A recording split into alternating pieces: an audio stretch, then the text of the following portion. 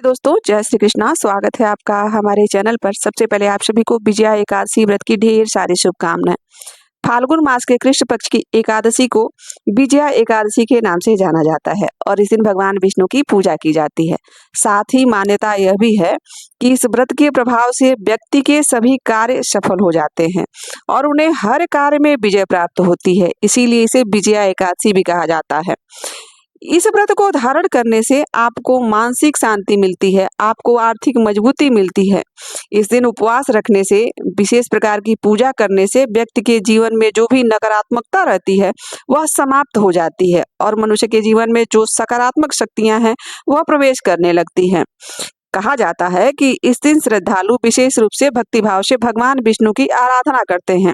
इसे शत्रुओं पर विजय प्राप्ति के लिए दिन माना जाता है। इस दिन उपवास रखने से व्यक्ति को वाजपेय यज्ञ के समान फल की प्राप्ति होती है। तो चलिए जान लेते हैं कि इस साल 2026 में विजया एकादशी का व्रत कब रखा जाएगा।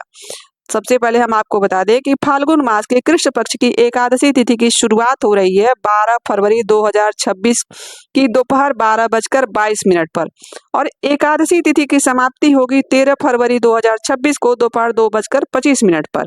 तो उदया तिथि के अनुसार यदि बात किया जाए तो विजय एकादशी का व्रत 13 फरवरी 2026 दिन शुक्रवार को रखा जाएगा। एकादशी व्रत के पारण का समय है 14 फरवरी 2026 को सुबह 7 बजे से लेकर 9:14 पर। पारण के दिन द्वादशी समाप्त होने के बाद ही पारण किया जाता है।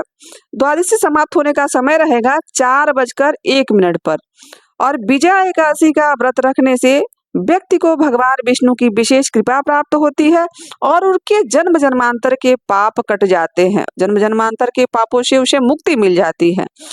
कहा जाता है कि इस दिन विशेष रूप से आत्मा की शुद्धि, मानसिक शांति और नकारात्मकता दूर करने के लिए यह व्रत बहुत ही महत्वपूर्ण होता है। इस दिन व्रत करने से व्यक्ति को जीवन में हर क्षेत्र में सफलता प्राप्त होती है और उसे शत्रुओं पर भी विजय प्राप्त होती है।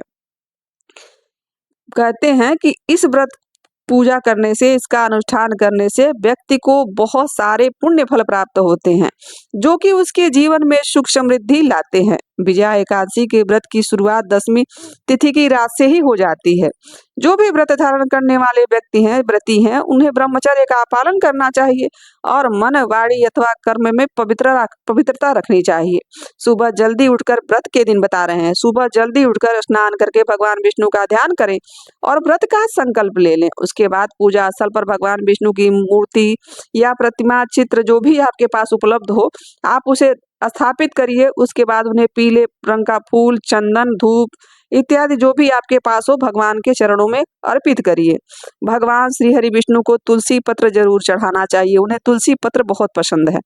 तो चलिए, उसके बाद आप एक माला जाप कर सकते हैं, ओम नमो भगवते वासुदेवाय, ओम नमो नारायण का भी एक मंत्र जाप, एक माला जाप कर सकते हैं। उसके बाद आप व्रत की कथा का श्रवण कर सकते हैं, भगवान विष्णु भगवान की आरती कर सकते हैं। ये ऐसा करने से आपके सभी कष्टों का नाश हो जाता है। भगवान विष्णु की भक्ति से, कीर्तन भजन करने से भगवान विष्णु प्रसन्न होते हैं और आपके घर में सुख समृद्धि, धन धान्य भर जाता है। उसके बाद पूजा पाठ करने के बाद आरती जरूर करनी चाहिए। आप चाहे तो विष्णु सहस्त्र नाम का जाप भी कर सकते हैं, आप चाहे तो श्रीमद् भगवत गीता का पाठ कर सकते हैं या व्रत के दिन विशेष रूप से शत्रु बाधा, संकट निवारण इत्यादि मंत्रों का भी जाप कर सकते हैं। विजया एकादशी की रात को जागरण करने का विशेष महत्व बताया गया है। इस दौरान भगवान विष्णु के भजन कीर्तन जरूर करने चाहिए और सत्संग में भी भाग लेना चाहिए। ध्यान, मंत्र जाप आध्यात्मिक ऊर्जा बढ़ाती है मनुष्य के अंदर, उसका मन शांत करती है, उसे सकारात्मक मार्ग की तरफ लेकर जाती है। देखिए, इस दिन आप चाहे तो जरूरतमंदों को अन्न, वस्त्र, जल, दक्षिणा इत्यादि जो भी आपके पास यथाशक्ति हो, आप जरूर दान कर सकते हैं और पुण्य कमा सकते हैं। तो दोस्तों, यह थी विजया एकादशी से जुड़ी हुई जानकारी। आशा करते हैं कि आपको यह जानकारी अच्छी लगी होगी और यहाँ तक बने रहने के लिए आप सभी का दिल से आभार। मिलते हैं किसी ऐसी जानकारी के साथ। अभी के लिए बस इतना ही। राधे राधे, जय श्री कृष्णा।